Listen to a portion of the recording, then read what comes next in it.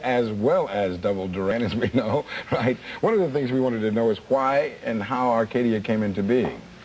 Well, it all started really about towards the end of 1984 when we were doing the James Bond thing as Duran Duran together, and we decided to sort of split down into two separate teams.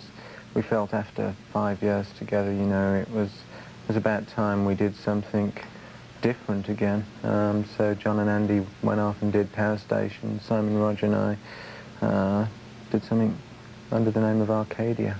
Now the new album is called So Red the Rose, and it's due out next month. The sound, can you describe the sound? Is it a little different than Duran? Yeah, it's a lot more open than Duran is. I think it came from the fact that there was only 3 of us involved in the writing. I learned, speaking to Andy and John and listening to their music as well, they've discovered the same thing, that they can actually leave the music a lot more open. It's something we're just discovering at the same time, and we'll use again with Duran later on. But I mean, I think that's the biggest difference between this and Duran, is that, and also Duran's got a kind of tension to it. It's a very taut sounding music, and this is much more relaxed, a lot looser, a lot sort of freer, really. There's one song on the album called Promise, which features another fairly well-known singer, shall we say, Sting. How did that come about? Well, we were at Sting's concert for his album Dream of the Blue Turtles in Mogador in Paris. And after the show we were having a drink together, and he was telling me what he'd been doing, all the films he's been in. I mean, the guy's got a list as long as his arm, what he's been doing, who he's been working with. And he said, well, what are you doing? I said, oh, you know, nothing really, we're just making an album, Nick and myself and Roger. And I said, in fact, we're doing vocals, we're doing backing vocals at the moment. Do you fancy coming along and singing some down? I thought I might as well try. It was a kind of, it was almost like a sort of statement. And he said, sure, and it nearly knocked my socks off. And he came along 2 days later, actually just walked into the studio, and it was a real pleasure to work with him, actually. It was interesting for me, seeing the way somebody else works, another singer works.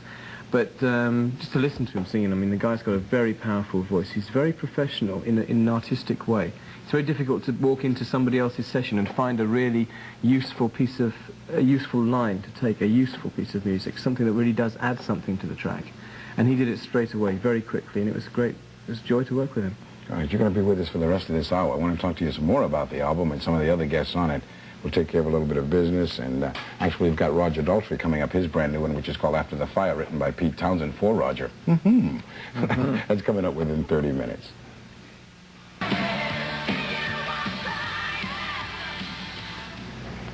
Nick Rhodes and Simon LeBon from Duran Duran and Arcadia, their special project in the new album, So Red the Rose. We were talking about some of the special guests. We were speaking about Sting. I'd like to know some of the other special guests on it, because we've had this on the music news for some time.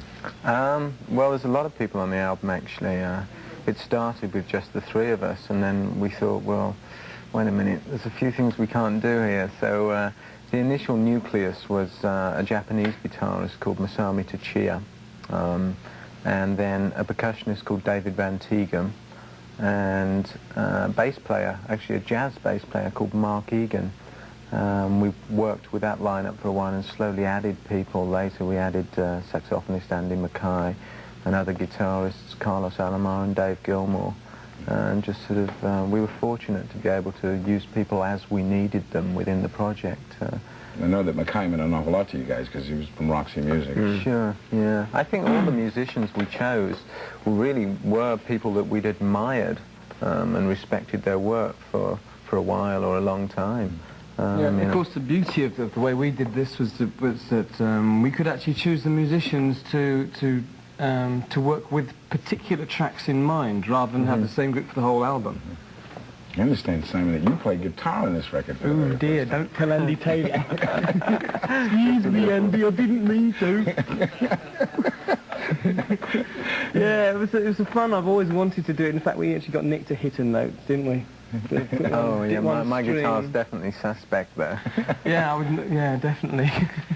Now, a video for, have you done a video yet for the album? We're going to do it.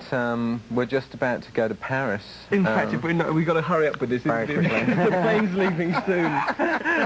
I got to keep you a little bit longer, okay? So, okay. The idea is that in about 3 years' time, that we'll have a sort of regular race across the Atlantic. Absolutely, so we'll set up a challenge. It's a brilliant idea. Virgin Atlantic challenge race across the Atlantic for the fastest boat, and I hope you Americans would like to build a boat to challenge it.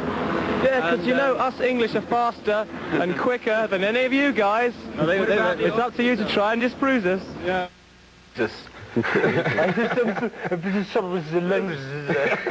Taking into the account the events of the past few weeks, have you changed your mind on the thoughts of British naval superiority?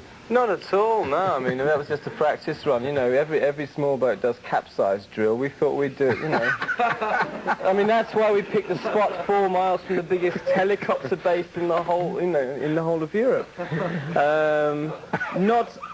Oh, shut up. Listen, guys, keep it calm. I'm trying to do an interview from TV here.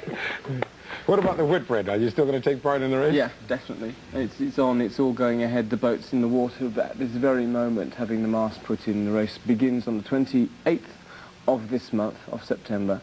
I shall be there along with an expected crowd of 300,000 people, all there to see the boats off. Hopefully I'll be getting on the boat in Auckland in February the 14th, to do the last 2 legs of the race and hopefully win it for England in all her glory. Oh, gosh. Listen, do you think there's still any chance of Arcadia playing live if he survives the race? Well, I hope he survives the race, and Arcadia certainly at some stage, I think it'd be really nice to do some live concerts, but it won't be for a while, I don't think, because we have the Duran Duran album, which we're going to start early next year, and then next break, whenever it is, maybe it'll be live Arcadia. Okay. Well, hail Britannia, ruler of... And a host of rock and roll players for the main event at 9 p.m. Eastern. The show will be repeated in its entirety at midnight Eastern. The Video Awards show is sponsored by Levo's 501 button-fly jeans, know what I mean? And Revlon. And Revlon. Revlon.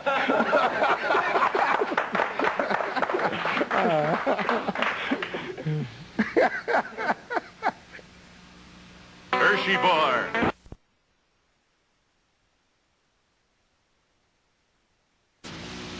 Spain's 2 years old. So what?